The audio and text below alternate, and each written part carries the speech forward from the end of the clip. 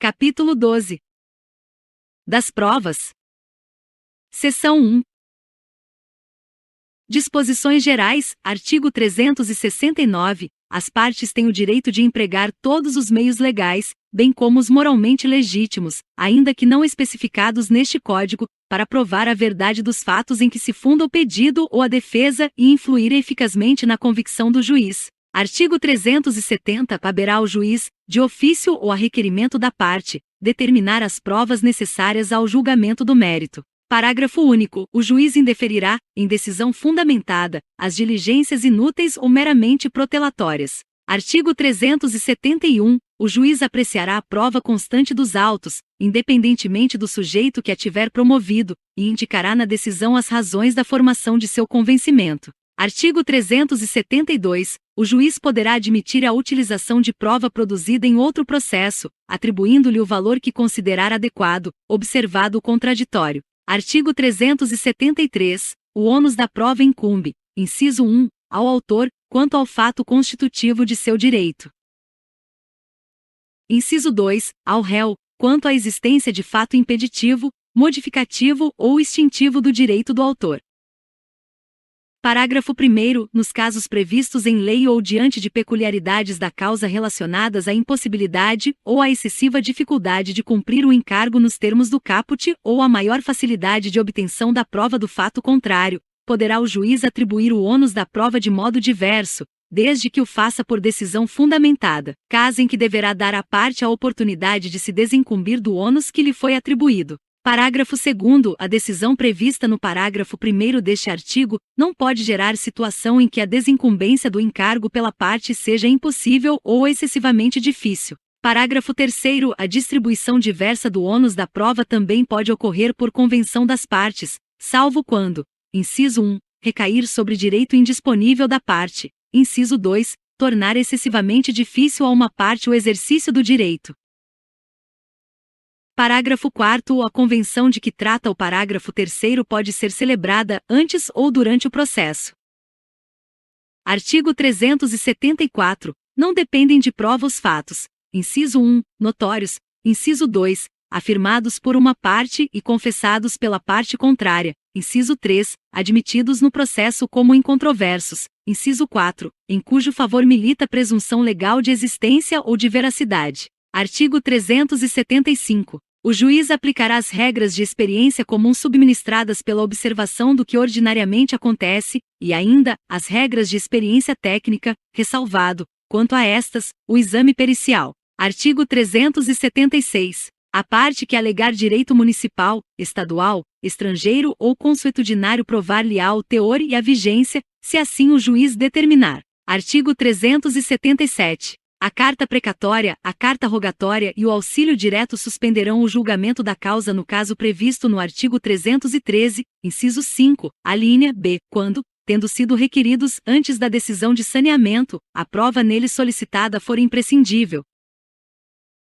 Parágrafo único. A carta precatória e a carta rogatória não devolvidas no prazo ou concedidas sem efeito suspensivo poderão ser juntadas aos autos a qualquer momento. Artigo 378. Ninguém se exime do dever de colaborar com o Poder Judiciário para o descobrimento da verdade. Artigo 379. Preservado o direito de não produzir prova contra si própria, incumbe à parte: inciso 1, comparecer em juízo, respondendo ao que lhe for interrogado; inciso 2, colaborar com o juízo na realização de inspeção judicial que for considerada necessária; inciso 3, praticar o ato que lhe for determinado. Artigo 380. Incumbe ao terceiro, em relação a qualquer causa: inciso 1, informar ao juiz os fatos e as circunstâncias de que tenha conhecimento; inciso 2, exibir coisa ou documento que esteja em seu poder. Parágrafo único. Poderá o juiz, em caso de descumprimento, determinar, além da imposição de multa, outras medidas indutivas, coercitivas, mandamentais ou subrogatórias. Seção 2.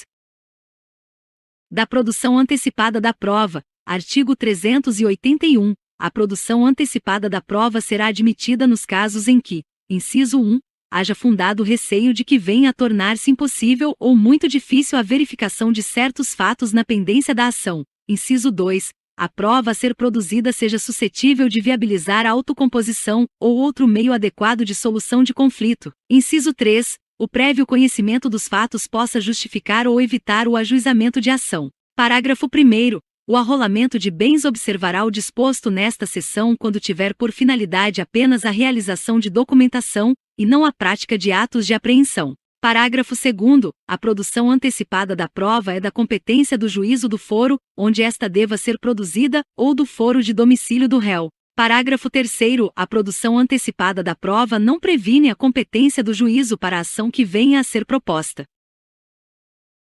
Parágrafo 4º. O juízo estadual tem competência para a produção antecipada de prova requerida em fécida união de entidade autárquica ou de empresa pública federal se, na localidade, não houver vara federal. Parágrafo 5º. Aplica-se o disposto nesta seção àquele que pretender justificar a existência de algum fato ou relação jurídica para simples documento e sem caráter contencioso, que exporá, em petição circunstanciada, a sua intenção. Artigo 382. Na petição, o requerente apresentará as razões que justificam a necessidade de antecipação da prova e mencionará com precisão os fatos sobre os quais a prova há de recair. Parágrafo 1º. O juiz determinará, de ofício ou a requerimento da parte, a citação de interessados na produção da prova ou no fato a ser provado, salvo se inexistente caráter contencioso. Parágrafo 2º. O juiz não se pronunciará sobre a ocorrência ou a inocorrência do fato, nem sobre as respectivas consequências jurídicas. Parágrafo 3º. Os interessados poderão requerer a produção de qualquer prova no mesmo procedimento, desde que relacionada ao mesmo fato, salvo se a sua produção conjunta acarretar excessiva demora. Parágrafo 4º. Neste procedimento, não se admitirá defesa ou recurso, salvo contra a decisão que indeferir totalmente a produção da prova pleiteada pelo requerente originário. Artigo 383. Os autos permanecerão em cartório durante um mês para extração de cópias e certidões pelos interessados. Parágrafo único. Fim do prazo, os autos serão entregues ao promovente da medida. Seção 3. Da ata notarial, artigo 384. A existência e o modo de existir de algum fato podem ser atestados ou documentados, a requerimento do interessado, mediante ata lavrada por tabelião. Parágrafo único. Dados representados por imagem ou som gravados em arquivos eletrônicos poderão constar da ata notarial. Seção 4. Do depoimento pessoal, artigo 385.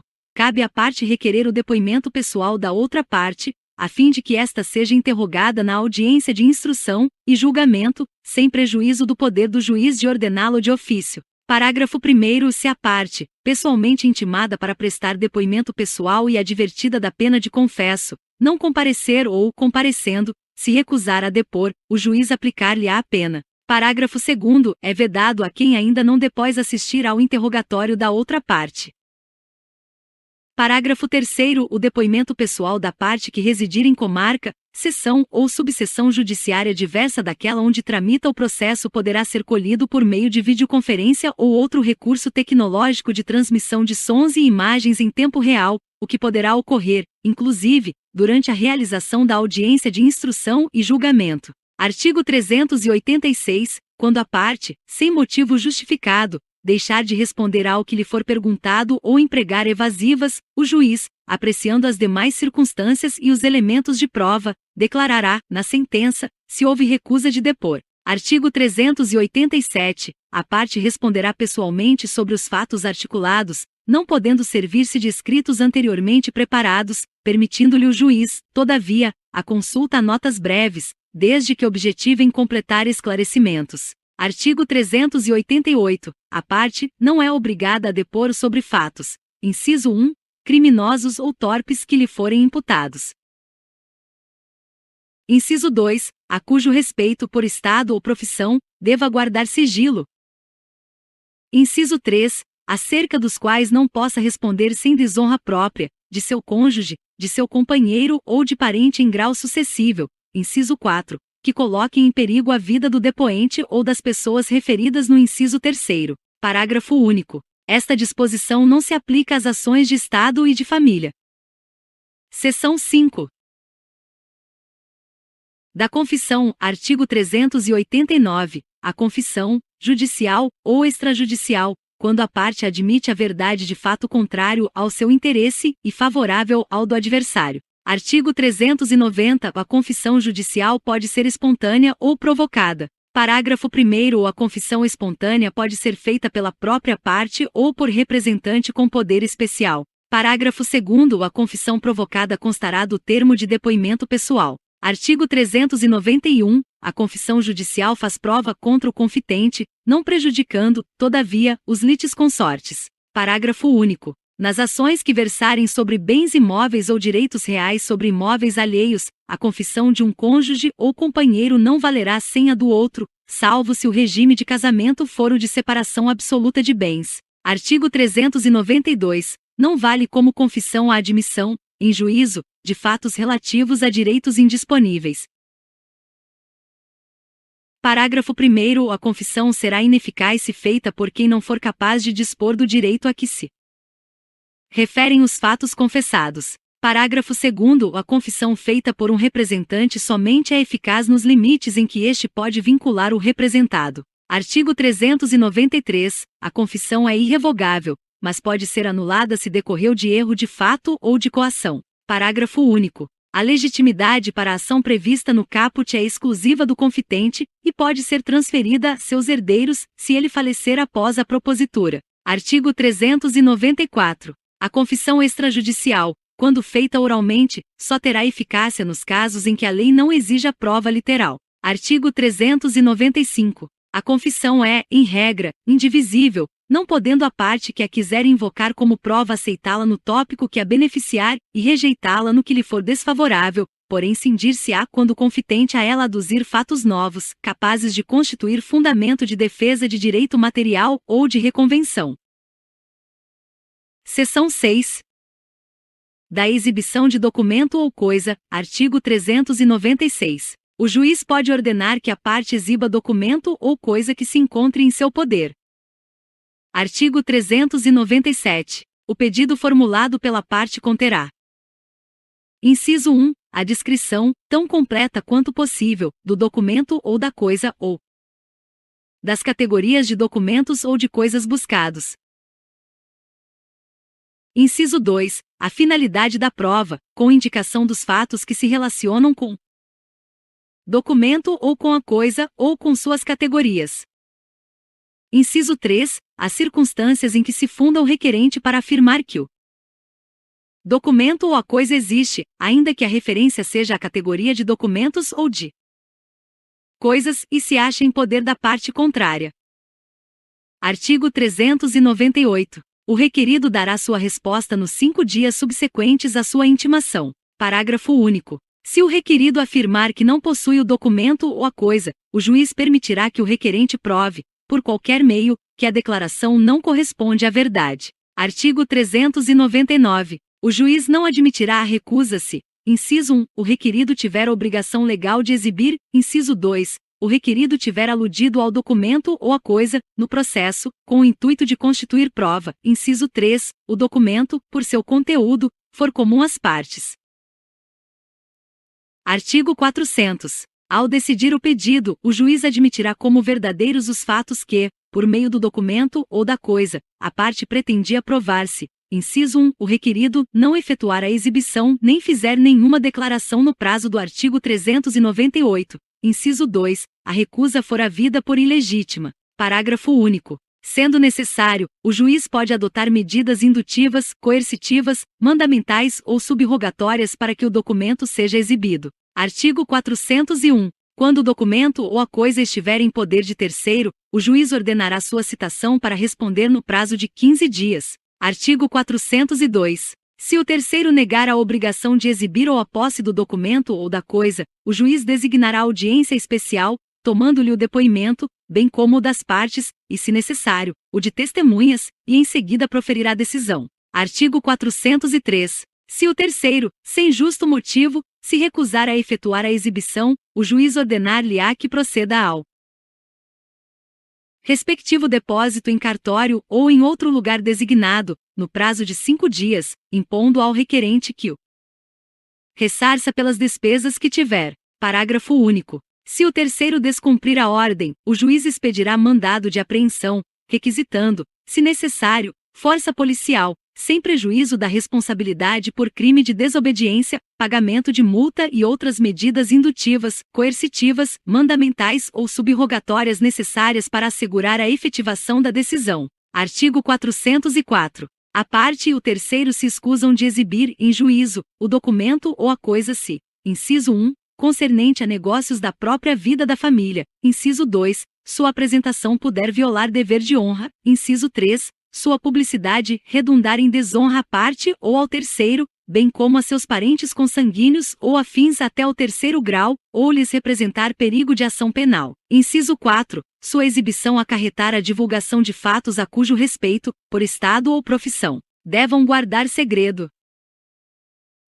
Inciso 5, subsistirem outros motivos graves que, segundo o prudente arbítrio do juiz, justifiquem a recusa da exibição. O inciso 6, houver disposição legal que justifique a recusa da exibição. Parágrafo único. Se os motivos de que tratam os incisos 1 a 6 do caput disserem respeito a apenas uma parcela do documento, a parte ou o terceiro exibirá a outra em cartório, para dela ser extraída cópia reprográfica, de tudo sendo lavrado auto circunstanciado.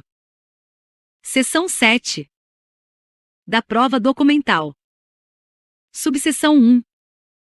Da força probante dos documentos, artigo 405. O documento público faz prova não só da sua formação, mas também dos fatos que o escrivão, o chefe de secretaria, o tabelião ou o servidor declarar que ocorreram em sua presença. Artigo 406. Quando a lei exigir instrumento público como da substância do ato, nenhuma outra prova, por mais especial que seja, pode suprir-lhe a falta. Artigo 407. O documento feito por oficial público incompetente ou sem a observância das formalidades legais, sendo subscrito pelas partes, tem a mesma eficácia probatória do documento particular. Artigo 408. As declarações constantes do documento particular escrito e assinado ou somente assinado presumem-se verdadeiras em relação ao signatário. Parágrafo único. Quando, todavia, contiver declaração de ciência de determinado fato, o documento particular prova a ciência, mas não o fato em si, incumbindo o ônus de prová-lo ao interessado em sua veracidade.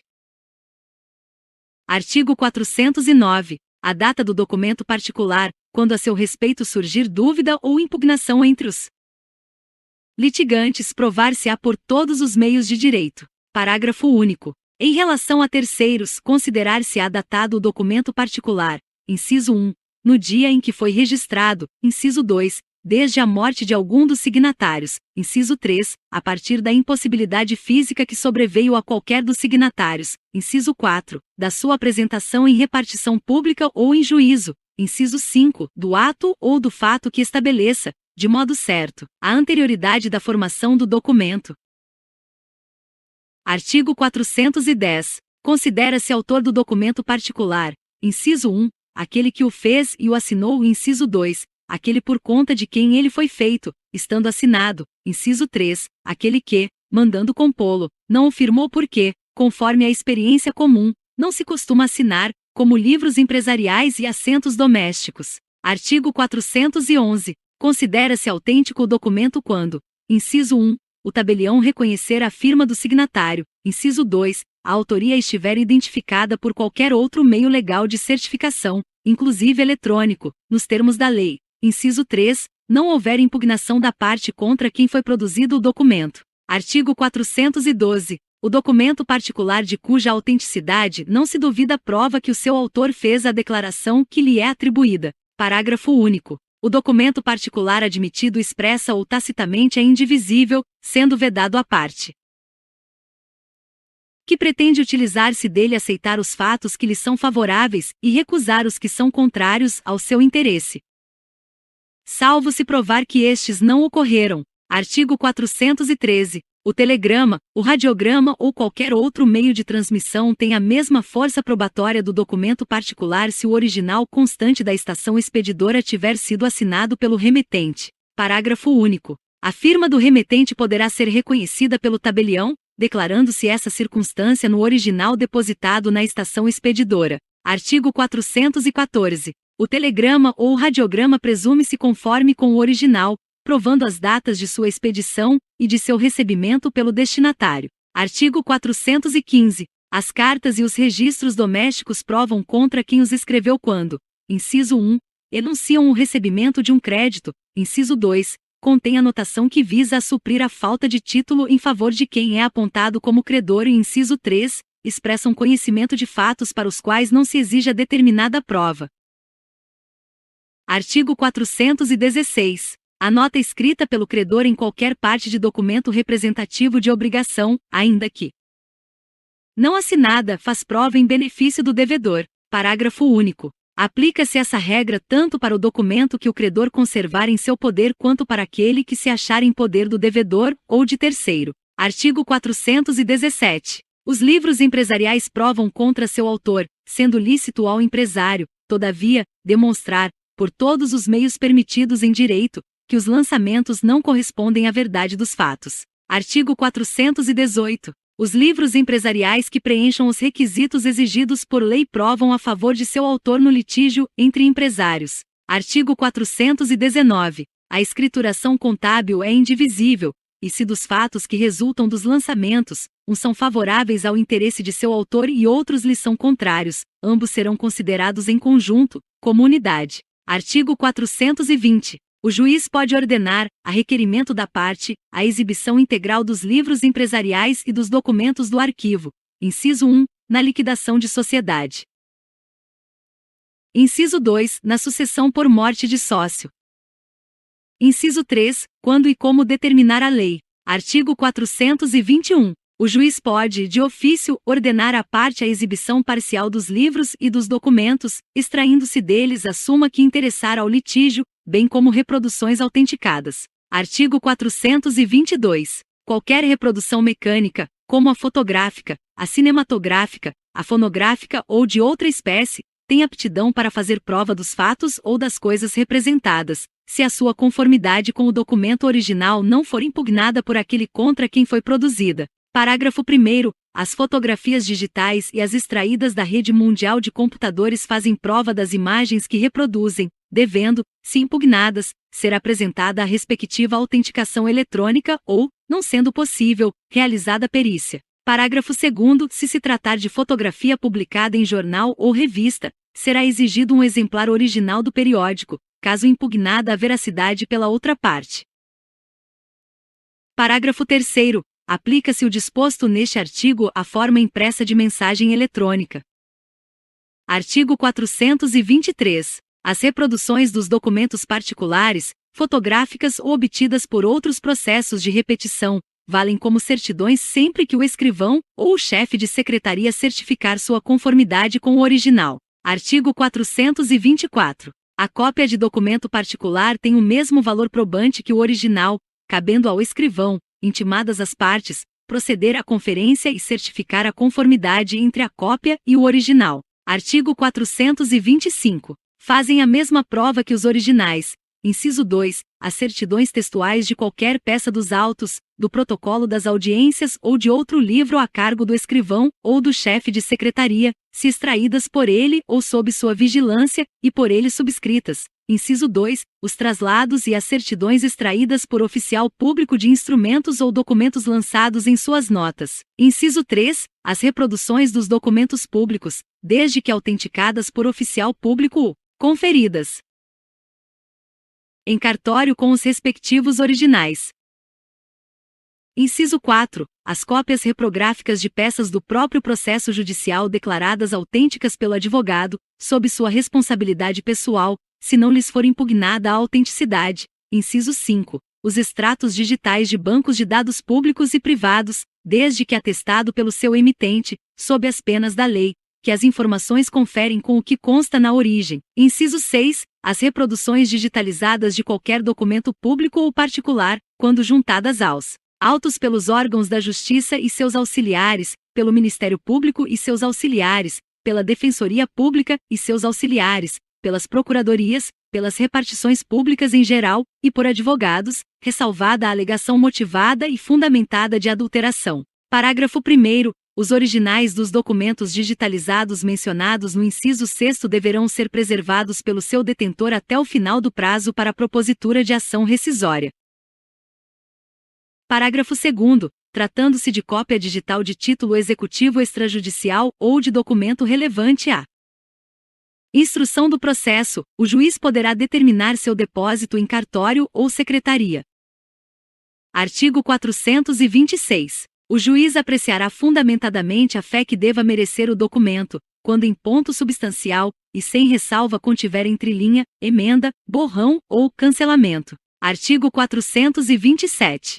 Cessa a fé do documento público ou particular sendo-lhe declarada judicialmente a falsidade. Parágrafo único. A falsidade consiste em: inciso 1, formar documento não verdadeiro, inciso 2, alterar documento verdadeiro. Artigo 428. Cessa a fé do documento particular quando: inciso 1, for impugnada sua autenticidade e enquanto não se comprovar sua veracidade, inciso 2, assinado em branco, for impugnado seu conteúdo, por preenchimento abusivo. Parágrafo único. Dar-se-á abuso quando aquele que recebeu o documento assinado com texto não escrito no todo ou em parte formá-lo ou completá-lo por si ou por meio de outrem, violando o pacto feito com o signatário. Artigo 429. Incumbe o ônus da prova quando: inciso 1, se tratar de falsidade de documento ou de preenchimento abusivo, a parte que a arguir.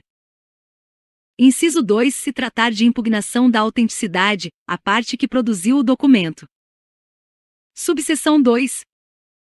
Da arguição de falsidade, artigo 430. A falsidade deve ser suscitada na contestação, na réplica ou no prazo de 15 dias, contado a partir da intimação da juntada do documento aos autos. Parágrafo único. Uma vez arguida, a falsidade será resolvida como questão incidental, salvo se a parte requerer que o juiz a decida como questão principal, nos termos do inciso 2 do artigo 19. Artigo 431. A parte arguirá a falsidade expondo os motivos em que funda a sua pretensão, e os meios com que provará o alegado. Artigo 432. Depois de ouvida a outra parte no prazo de 15 dias, será realizado o exame pericial. Parágrafo único. Não se procederá ao exame pericial se a parte que produziu o documento concordar em retirá-lo. Artigo 433. A declaração sobre a falsidade do documento, quando suscitada como questão principal, constará da parte dispositiva da sentença, e sobre ela incidirá também a autoridade da coisa julgada. Subseção 3. Da produção da prova documental. Artigo 434. Incumbe à parte instruir a petição inicial, ou a contestação com os documentos destinados a provar suas alegações. Parágrafo único. Quando o documento consistir em reprodução cinematográfica ou fonográfica, a parte deverá trazê-lo nos termos do caput, mas sua exposição será realizada em audiência, intimando-se previamente às partes. Artigo 435. É lícito às partes, em qualquer tempo, juntar aos autos documentos novos, quando destinados a fazer prova de fatos ocorridos depois dos articulados, ou para contrapô-los aos que foram produzidos nos autos. Parágrafo único. Admite-se também a juntada posterior de documentos formados após a petição inicial, ou a contestação, bem como dos que se tornaram conhecidos, acessíveis ou disponíveis após esses atos, cabendo à parte que os produzir comprovar o motivo que a impediu de juntá-los anteriormente e incumbindo ao juiz, em qualquer caso, avaliar a conduta da parte de acordo com o artigo 5º. Artigo 436. A parte intimada a falar sobre documento constante dos autos poderá, inciso 1, impugnar a admissibilidade da prova documental, inciso 2, impugnar sua autenticidade, inciso 3, suscitar sua falsidade, com ou sem deflagração do incidente de arguição de falsidade, inciso 4, manifestar-se sobre seu conteúdo. Parágrafo único. Nas hipóteses dos incisos 2 e 3, a impugnação deverá basear-se em argumentação específica, não se admitindo alegação genérica de falsidade. Artigo 437. O réu manifestar-se-á na contestação sobre os documentos anexados à inicial, e o autor manifestar-se-á na réplica sobre os documentos anexados à contestação. Parágrafo 1º. Sempre que uma das partes requerer a juntada de documento aos autos, o juiz ouvirá, a seu respeito, a outra parte, que disporá do prazo de 15 dias para adotar qualquer das posturas indicadas no artigo 436. Parágrafo 2º. Poderá o juiz, a requerimento da parte, dilatar o prazo para manifestação sobre a prova documental produzida, levando em consideração a quantidade e a complexidade da documentação. Artigo 438. O juiz requisitará as repartições públicas, em qualquer tempo ou grau de jurisdição. Inciso 1. As certidões necessárias à prova das alegações das partes. Inciso 2. Os procedimentos administrativos nas causas em que forem interessados a União, os Estados, o Distrito Federal, os municípios ou entidades da administração indireta. Parágrafo 1º. Recebidos os autos, o juiz mandará extrair, no prazo máximo e improrrogável de 1 mês, certidões ou reproduções fotográficas das peças que indicar e das que forem indicadas pelas partes, e em seguida, devolverá os autos à repartição de origem. Parágrafo 2º. As repartições públicas poderão fornecer todos os documentos em meio eletrônico, conforme disposto em lei, certificando, pelo mesmo meio, que se trata de extrato fiel do que consta em seu banco de dados ou no documento digitalizado. Seção 8.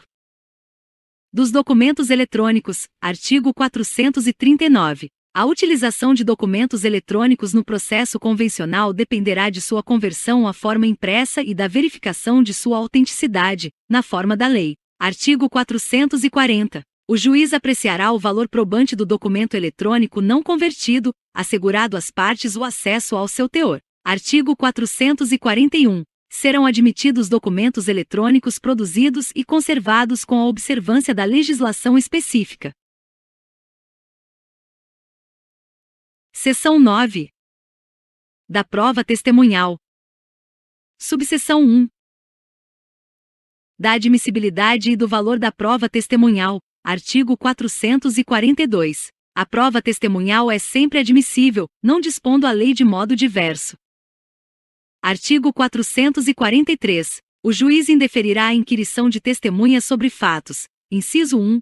Já provados por documento ou confissão da parte. Inciso 2. Que só por documento ou por exame pericial puderem ser provados. Artigo 444. Nos casos em que a lei exigir prova escrita da obrigação, é admissível a prova testemunhal quando houver começo de prova por escrito, emanado da parte contra a qual se pretende produzir a prova. Artigo 445. Também se admite a prova testemunhal quando o credor não pode ou não podia, moral ou materialmente, obter a prova escrita da obrigação, em casos como o de parentesco, de depósito necessário ou de hospedagem em hotel ou em razão das práticas comerciais do local onde contraída a obrigação. Artigo 446. É lícito a parte provar com testemunhas. Inciso 1. Nos contratos simulados, a divergência entre a vontade real e a vontade declarada. Inciso 2. Nos contratos em geral, os vícios de consentimento. Artigo 447. Podem depor como testemunhas todas as pessoas, exceto as incapazes, impedidas ou suspeitas. Parágrafo 1º. São incapazes. Inciso 1. O interdito por enfermidade ou deficiência mental. Inciso 2. O que, acometido por enfermidade ou retardamento mental, ao tempo em que ocorreram os fatos, não podia discerni-los, ou, ao tempo em que deve depor, não está habilitado a transmitir as percepções. Inciso 3. O que tiver menos de 16 anos. Inciso 4. O cego e o surdo, quando a ciência do fato depender dos sentidos que lhes faltam. Parágrafo 2º. São impedidos. Inciso 1. O cônjuge, o companheiro, o ascendente e o descendente em qualquer grau, e o colateral, até o 3º grau, de alguma das partes, por consanguinidade ou afinidade, salvo se o exigir o interesse público ou, tratando-se de causa relativa ao estado da pessoa, não se puder obter de outro modo a prova que o juiz repute necessária ao julgamento do mérito. Inciso 2. O que é parte na causa. Inciso 3. O que intervém em nome de uma parte, como o tutor, o representante legal da pessoa jurídica, o juiz, o advogado, e outros que assistam ou tenham assistido às partes. Parágrafo 3º. São suspeitos. Inciso 1. O inimigo da parte ou o seu amigo íntimo. Inciso 2. O que tiver interesse no litígio. Parágrafo 4º. Sendo necessário, pode o juiz admitir o depoimento das testemunhas menores, impedidas ou suspeitas. Parágrafo 5º. Os depoimentos referidos no parágrafo 4º serão prestados independentemente de compromisso, e o juiz lhes atribuirá o valor que possam merecer. Artigo 448. A testemunha não é obrigada a depor sobre fatos, inciso 1, que lhe acarretem grave dano, bem como ao seu cônjuge ou companheiro, e aos seus parentes consanguíneos ou afins, em linha reta ou colateral, até o terceiro grau. Inciso 2. A cujo respeito por estado ou profissão, deva guardar sigilo. Artigo 449. Salvo disposição especial em contrário, as testemunhas devem ser ouvidas na sede do juízo. Parágrafo único. Quando a parte ou a testemunha por enfermidade ou por outro motivo relevante, estiver impossibilitada de comparecer, mas não de prestar depoimento, o juiz designará, conforme as circunstâncias, dia, hora e lugar para inquiri-la. Subseção 2. Da produção da prova testemunhal, artigo 450. O rol de testemunhas conterá, sempre que possível, o nome, a profissão, o estado civil, a idade, o número de inscrição no cadastro de pessoas físicas, o número de registro de identidade e o endereço completo da residência e do local de trabalho. Artigo 451. Depois de apresentado o rol de que tratam os parágrafos 4º e 5º do artigo 357, a parte só pode substituir a testemunha. Inciso 1. Que falecer, e inciso 2. Que, por enfermidade, não estiver em condições de depor, e inciso 3. Que, tendo mudado de residência ou de local de trabalho, não for encontrada. Artigo 452. Quando for arrolado como testemunha, o juiz da causa, inciso 1, declarar-se-á impedido, se tiver conhecimento de fatos que possam influir na decisão, caso em que será vedado à parte que o incluiu no rol desistir de seu depoimento. Inciso 2, se nada souber, mandará excluir o seu nome. Artigo 453. As testemunhas depõem na audiência de instrução e julgamento, perante o juiz da causa, exceto. Inciso 1. As que prestam depoimento antecipadamente. Inciso 2. As que são inquiridas por carta. Parágrafo 1º. A oitiva de testemunha que residir em comarca, seção ou subseção judiciária diversa daquela onde tramita o processo poderá ser realizada por meio de videoconferência ou outro recurso tecnológico de transmissão e recepção de sons e imagens em tempo real, o que poderá ocorrer, inclusive, durante a audiência de instrução e julgamento.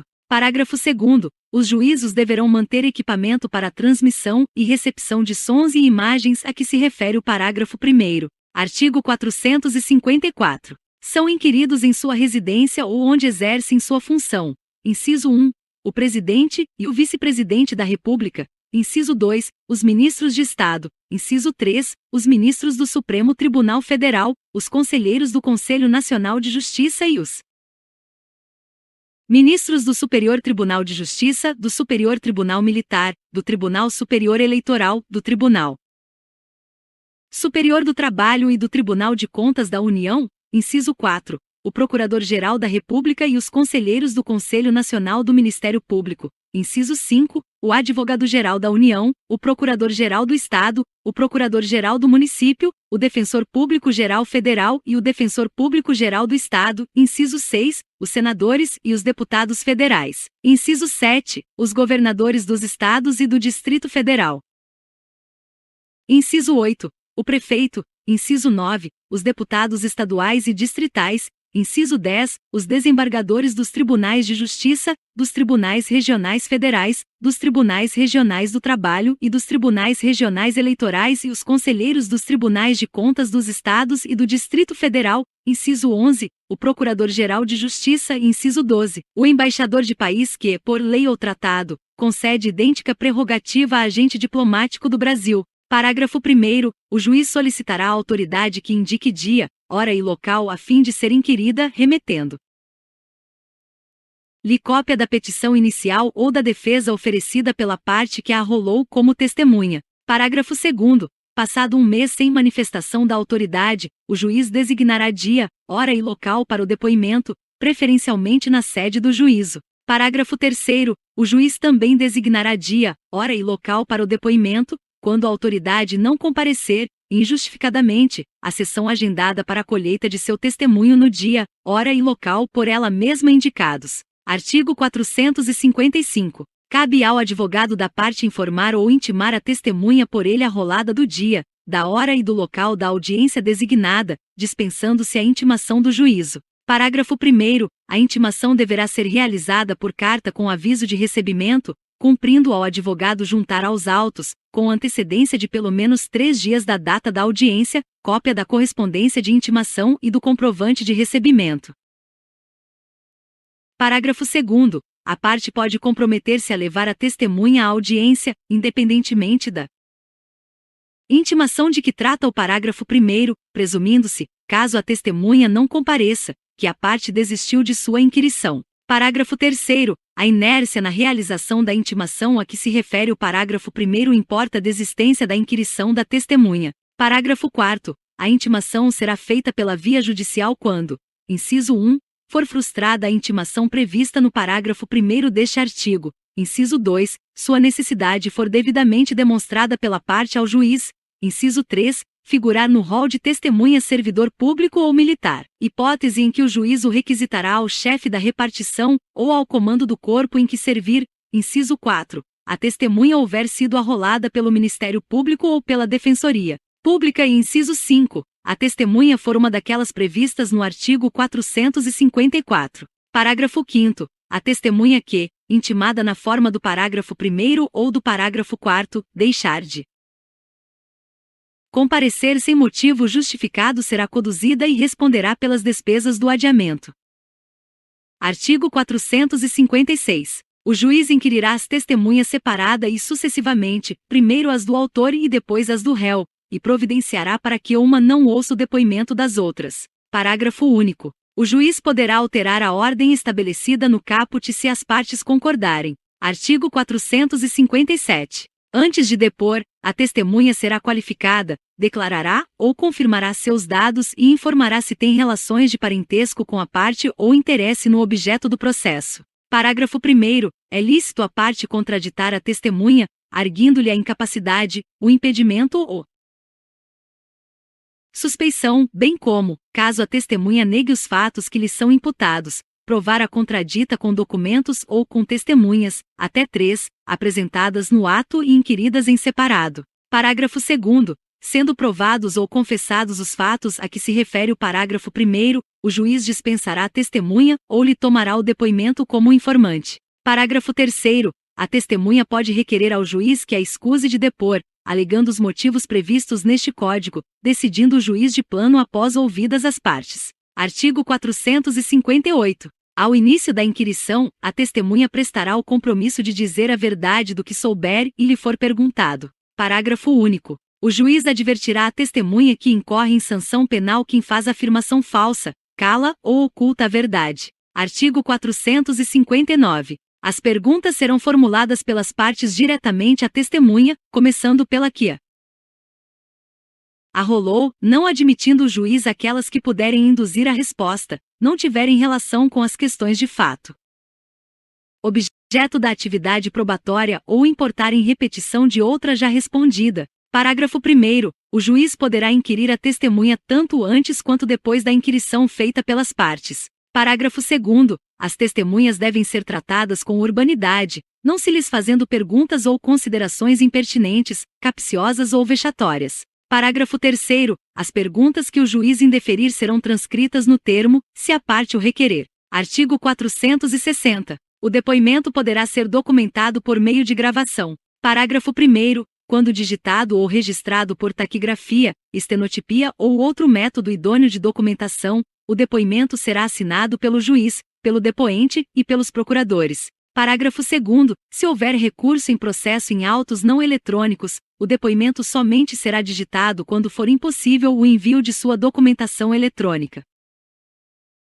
Parágrafo 3º. Tratando-se de autos eletrônicos, observar-se-á o disposto neste Código e na legislação específica sobre a prática eletrônica de atos processuais. Artigo 461. O juiz pode ordenar, de ofício ou a requerimento da parte, inciso 1, a inquirição de testemunhas referidas nas declarações da parte ou das testemunhas, inciso 2, a acariação de 2 ou mais testemunhas ou de alguma delas com a parte, quando, sobre fato determinado que possa influir na decisão da causa, divergirem as suas declarações. Parágrafo 1º. Os acariados serão reperguntados para que expliquem os pontos de divergência, reduzindo-se a termo o ato de acariação. Parágrafo 2º. A acariação pode ser realizada por videoconferência ou por outro recurso tecnológico de transmissão de sons e imagens em tempo real. Artigo 462. A testemunha pode requerer ao juiz o pagamento da despesa que efetuou para comparecimento à audiência,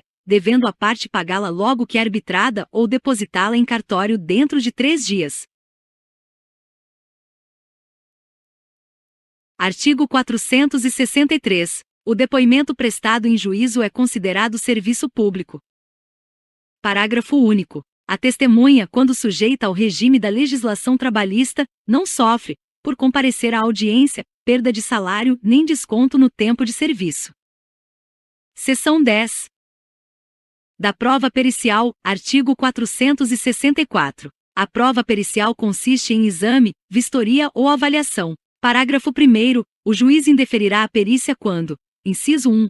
A prova do fato não depender de conhecimento especial de técnico. Inciso 2. For desnecessária em vista de outras provas produzidas. Inciso 3. A verificação for impraticável. Parágrafo 2º. De ofício ou a requerimento das partes, o juiz poderá, em substituição à perícia, determinar a produção de prova técnica simplificada, quando o ponto controvertido for de menor complexidade. Parágrafo 3º. A prova técnica simplificada consistirá apenas na inquirição de especialista, pelo juiz, sobre ponto controvertido da causa que demande especial conhecimento científico ou técnico. Parágrafo 4º. Durante a arguição, o especialista, que deverá ter formação acadêmica específica na área objeto de seu depoimento, poderá valer-se de qualquer recurso tecnológico de transmissão de sons e imagens com fim de esclarecer os pontos controvertidos da causa.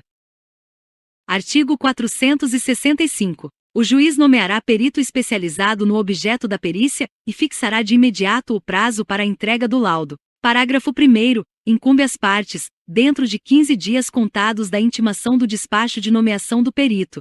Inciso 1. Arguir o impedimento ou a suspeição do perito, se for o caso. Inciso 2. Indicar assistente técnico. Inciso 3. Apresentar quesitos. Parágrafo 2º. Ciente da nomeação, o perito apresentará em 5 dias. Inciso 1. Proposta de honorários. Inciso 2. Currículo, com comprovação de especialização. Inciso 3. Contatos profissionais, em especial o endereço eletrônico, para onde serão dirigidas as intimações pessoais. Parágrafo 3º. As partes serão intimadas da proposta de honorários para, querendo, manifestar-se no prazo comum de 5 dias, após o que o juiz arbitrará o valor, intimando-se as partes para os fins do artigo 95.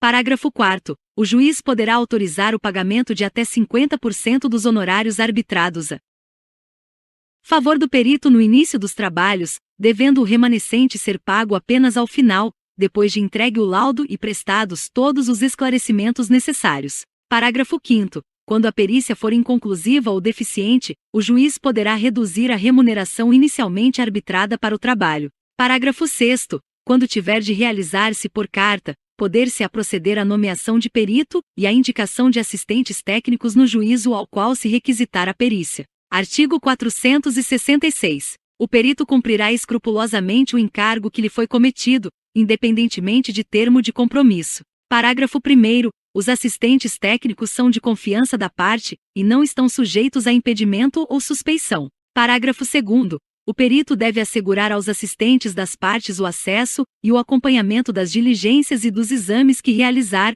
com prévia comunicação, comprovada nos autos, com antecedência mínima de 5 dias. Artigo 467. O perito pode escusar-se ou ser recusado por impedimento ou suspeição.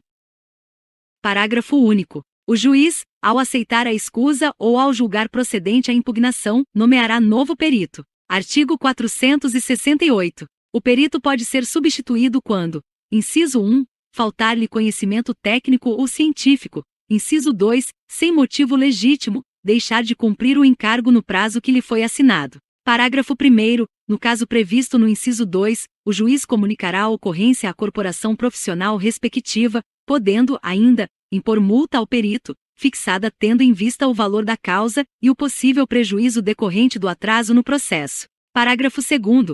O perito substituído restituirá, no prazo de 15 dias, os valores recebidos pelo trabalho não realizado, sob pena de ficar impedido de atuar como perito judicial pelo prazo de 5 anos. Parágrafo 3º. Não ocorrendo a restituição voluntária de que trata o parágrafo 2º, a parte que tiver realizado o adiantamento dos honorários poderá promover execução contra o perito, na forma dos artigos 513 e seguintes deste Código, com fundamento na decisão que determinar a devolução do numerário. Artigo 469. As partes poderão apresentar quesitos suplementares durante a diligência, que poderão ser respondidos pelo perito previamente ou na audiência de instrução e julgamento. Parágrafo único. O escrivão dará à parte contrária ciência da juntada dos quesitos aos autos. Artigo 470. Incumbe ao juiz, inciso 1, indeferir quesitos impertinentes, inciso 2, formular os quesitos que entender necessários ao esclarecimento da causa. Artigo 471. As partes podem, de comum acordo, escolher o perito, indicando mediante requerimento, desde que, inciso 1, sejam plenamente capazes. Inciso 2. A causa possa ser resolvida por autocomposição. Parágrafo 1º. As partes, ao escolher o perito, já devem indicar os respectivos assistentes técnicos para acompanhar a realização da perícia, que se realizará em data e local, previamente anunciados. Parágrafo 2º. O perito e os assistentes técnicos devem entregar, respectivamente, laudo e pareceres em prazo fixado pelo juiz. Parágrafo 3º. A perícia consensual substitui, para todos os efeitos, a que seria realizada por perito nomeado pelo juiz. Artigo 472. O juiz poderá dispensar prova pericial quando as partes, na inicial e na contestação, apresentarem, sobre as questões de fato, pareceres técnicos ou documentos elucidativos que considerar suficientes. Artigo 473. O laudo pericial deverá conter, inciso 1, a exposição do objeto da perícia, inciso 2, a análise técnica ou científica realizada pelo perito, inciso 3, a indicação do método utilizado, esclarecendo-o e demonstrando ser predominantemente aceito pelos especialistas da área do conhecimento da qual se originou, inciso 4. Resposta conclusiva a todos os quesitos apresentados pelo juiz, pelas partes e pelo órgão do Ministério Público. Parágrafo 1º. No laudo, o perito deve apresentar sua fundamentação em linguagem simples e com coerência lógica, indicando como alcançou suas conclusões. Parágrafo 2º. É vedado ao perito ultrapassar os limites de sua designação, bem como emitir opiniões pessoais que excedam o exame técnico ou científico do objeto da perícia. Parágrafo 3º. Para o desempenho de sua função, o perito e os assistentes técnicos podem valer-se de todos os meios necessários, ouvindo testemunhas, obtendo informações, solicitando documentos que estejam em poder da parte, de terceiros ou em repartições públicas, bem como instruir o laudo com planilhas, mapas, plantas, desenhos, fotografias ou outros elementos necessários ao esclarecimento do objeto da perícia. Artigo 474. As partes terão ciência da data e do local designados pelo juiz ou indicados pelo perito para ter início à produção da prova. Artigo 475. Tratando-se de perícia complexa que abranja mais de uma área de conhecimento especializado, o juiz poderá nomear mais de um perito, e a parte, indicar mais de um assistente técnico. Artigo 476. Se o perito, por motivo justificado, não puder apresentar o laudo dentro do prazo, o juiz poderá conceder-lhe por uma vez, prorrogação pela metade do prazo originalmente fixado.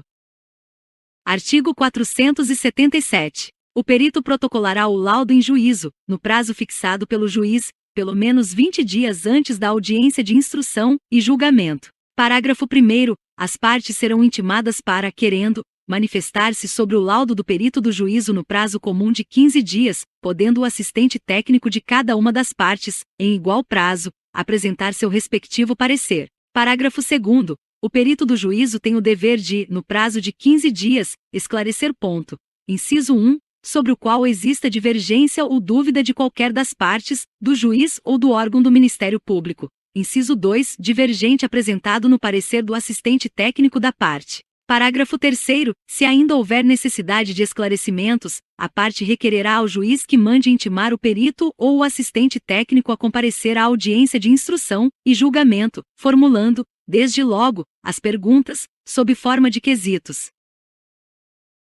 Parágrafo 4º. O perito ou o assistente técnico será intimado por meio eletrônico, com pelo menos 10 dias de antecedência da audiência. Artigo 478. Quando o exame tiver por objeto a autenticidade ou a falsidade de documento ou for de natureza médico-legal, o perito será escolhido, de preferência, entre os técnicos dos estabelecimentos oficiais especializados, a cujos diretores o juiz autorizará a remessa dos autos, bem como do material sujeito a exame. Parágrafo 1º. Nas hipóteses de gratuidade de justiça, os órgãos e as repartições oficiais deverão cumprir a determinação judicial com preferência, no prazo estabelecido. Parágrafo 2º. A prorrogação do prazo referido no parágrafo 1º pode ser requerida motivadamente. Parágrafo 3º. Quando o exame tiver por objeto a autenticidade da letra e da firma, o perito poderá requisitar, para efeito de comparação, documentos existentes em repartições públicas e, na falta destes, poderá requerer ao juiz que a pessoa a quem se atribuir a autoria do documento lance em folha de papel, por cópia ou sob ditado dizeres diferentes para fins de comparação. Artigo 479. O juiz apreciará a prova pericial de acordo com o disposto no artigo 371, indicando na sentença os motivos que o levaram a considerar ou a deixar de considerar as conclusões do laudo, levando em conta o método utilizado pelo perito. Artigo 480. O juiz determinará, de ofício ou a requerimento da parte, a realização de nova perícia quando a matéria não estiver suficientemente esclarecida. Parágrafo 1º. A segunda perícia tem por objeto os mesmos fatos sobre os quais recaiu a primeira e destina-se a corrigir eventual omissão ou inexatidão dos resultados a que esta conduziu. Parágrafo 2º. A segunda perícia rege-se pelas disposições estabelecidas para a primeira. Parágrafo 3º. A segunda perícia não substitui a primeira, cabendo ao juiz apreciar o valor de uma e de outra. Seção 11.